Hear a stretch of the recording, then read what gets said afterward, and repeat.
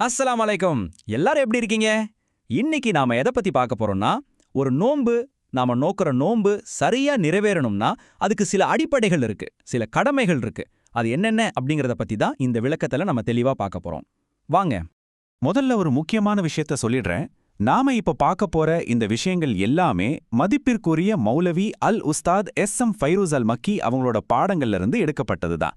அதை இங்க பதிவு செஞ்சுக்கலாம். சரி, இன்னைக்கு நம்மளோட பயணத்துல என்னென்னலாம் பார்க்க போறோம்னு ஒரு சின்ன அவுட்லைன் பார்த்துடலாம். முதல்ல நோம்போட 2 முக்கியமான கடமைகள் என்னன்னு பார்ப்போம். அப்புறம் நியத், அதாவது எண்ணம்னா என்னன்னு புரிஞ்சுக்குவோம். அதுக்கடுத்து ரமலான் நோம்புக்கு நியத்து வைக்கிறதுக்கு என்னென்ன கண்டிஷன்ஸ் இருக்கு, உபரியான நோம்புகளுக்கு எப்படி, கடைசியா எல்லாத்தையும் சேர்த்து ஒரு சின்ன சுருக்கமா பார்த்துடலாம். ஓகே, அப்போ நாம நேரடியா விஷயத்துக்குள்ள போயிடலாம் இல்லையா? ஒரு நோன்பு சரியா அமையறதுக்கு 2 அடிப்படை தூண்கள் தேவைன்னு சொன்னோம். அது என்ன அந்த 2 தூண்கள்? வாங்க முதல்ல அதை தெரிஞ்சுக்குவோம். இஸ்லாமிய அறிஞர்கள் என்ன சொல்றாங்கன்னா, ஒரு நோன்புங்கிறது ஒரு கட்டடம் மாதிரி. அந்த கட்டடம் உறுதியா நிக்கணும்னா அதுக்கு 2 தூண்கள் ரொம்ப ரொம்ப அவசியம். அந்த 2 தூண்கள் இல்லாம அந்த நோன்பு செல்லுபடியாகாது. அந்த 2 தூண்கள் என்னென்னு பாத்தீங்கன்னா ரொம்ப சிம்பிள். ஒன்னு நியத், அதாவது நான் நோன்பு வைக்கிறேன் அப்படிங்கிற எண்ணம். 2வது ஃபஜ்ரிலிருந்து மகரிப் வரைக்கும் நோன்பை முறிக்கக்கூடிய எந்த விஷயத்திலிருந்தும் நம்மளை நாம பாதுகாத்துக்கிறது. இது 2மே முக்கியம்தான். ஆனா இன்னைக்கு நாம முதல் தூணான அந்த நியத்து பத்தி கொஞ்சம் ஆழமா பார்க்க போறோம். ஏன்னா அதுல தான் நிறைய விஷயங்கள் இருக்கு. சரி, வாங்க. நாம முதல்ல பார்க்க போற அந்த முதல் தூண் நியத். சொல்லப்போனா இதுதான் ஒரு நோம்போட ஆன்மாவே, இதயம் மாதிரி. நியத்னா என்ன? அது வாயால நான் நோன்பு வைக்கிறேன்னு சொல்றது கிடையாது. அது நம்ம மனசுக்குள்ள, நம்ம இதயத்துல எடுக்கிற ஒரு முடிவு. யா அல்லாஹ், உனக்காக நான் நாளைக்கு நோன்பு நோறுக்கிறேன்னு மனசால உறுதியா நினைக்கிறது தான் நியத். அது ஒரு அமைதியான ஆனா ரொம்ப சக்தி வாய்ந்த ஒரு உறுதிமொழி. இதுக்கு ஒரு அற்புதமான ஹதீஸ் இருக்கு. நபி ஸல்லல்லாஹு அலைஹி வஸல்லம் அவங்க என்ன சொன்னாங்க? எல்லா செயல்களும் எண்ணங்களை பொறுத்தே அமைகின்றன. இது வெறும் நோன்புக்கு மட்டும் இல்ல, நம்ம செய்யற எல்லா வணக்கத்துக்குமே இதுதான் அடிப்படை.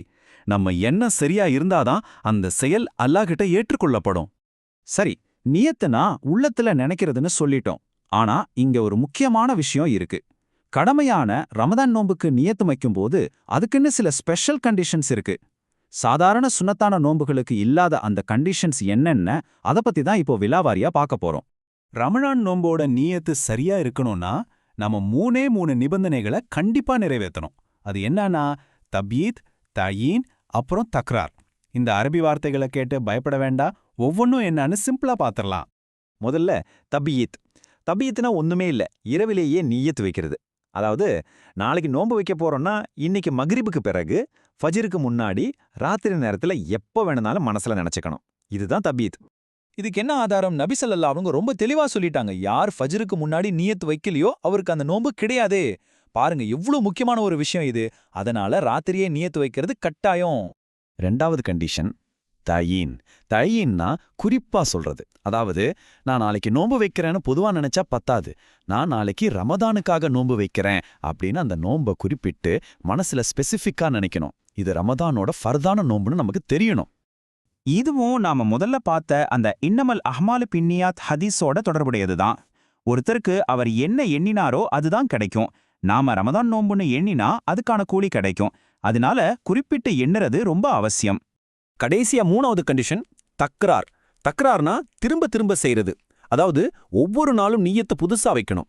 மாசம் ஆரம்பத்துல ஒரு தடவை வச்சா 30 நாளுக்கும் போதுன்னு நினைக்க கூடாது. ஏன் தெரியுமா?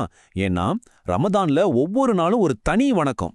ஒவ்வொரு இரவும் நாம நியத்தை புதுப்பிக்கும் போது, யா அல்லாஹ், நாளைக்கும் உனக்காக நான் இந்த வணக்கத்தை செய்யறேன்னு நம்மள நாமளே தயார்படுத்திக்கிறோம். அது ஒரு ஃப்ரெஷ் ஸ்டார்ட் மாதிரி. சரி, இது எல்லாமே கடமையான ரமலான் நோன்புக்கு. அப்போ ஒரு கேள்வி வருது இல்லையா? ரமலான் இல்லாத மத்த நாட்கள்ல நாம நோக்குற சுன்னத்தான நோன்புகளுக்கு அதுக்கு என்ன ரூல்ஸ்? இங்குதான் நம்ம மார்க்கத்தோட அழகையும் அல்லாஹ்வோட கருணையும் பார்க்க முடியுது. சுன்னத்தான நோன்புகளுக்கு ரமலான் நோன்பு மாதிரி அவ்வளவு கடுமையான நிபந்தனைகள் கிடையாது. அந்த தபீத், தயீன், அதாவது ராத்திரியே நியத் வைக்கணும், குறிப்பிட்டு சொல்லணுங்கிற கட்டாயம் இல்ல. இதுக்கு ஒரு அருமையான உதாரணம் இருக்கு. ஒரு நாள் நபி ஸல்லல்லாஹு அலைஹி வஸல்லம் அவங்க வீட்டுக்கு வந்து ஆயிஷா ரலியல்லாஹு கிட்ட சாப்பிட ஏதாவது இருக்கான்னு கேக்குறாங்க. அவங்க இல்லைன்னு சொன்னதும் நபி ஸல்லல்லாஹு அலைஹி வஸல்லம் அவங்க என்ன சொன்னாங்க தெரியுமா? அப்படியானால் நான் நோன்பாளி.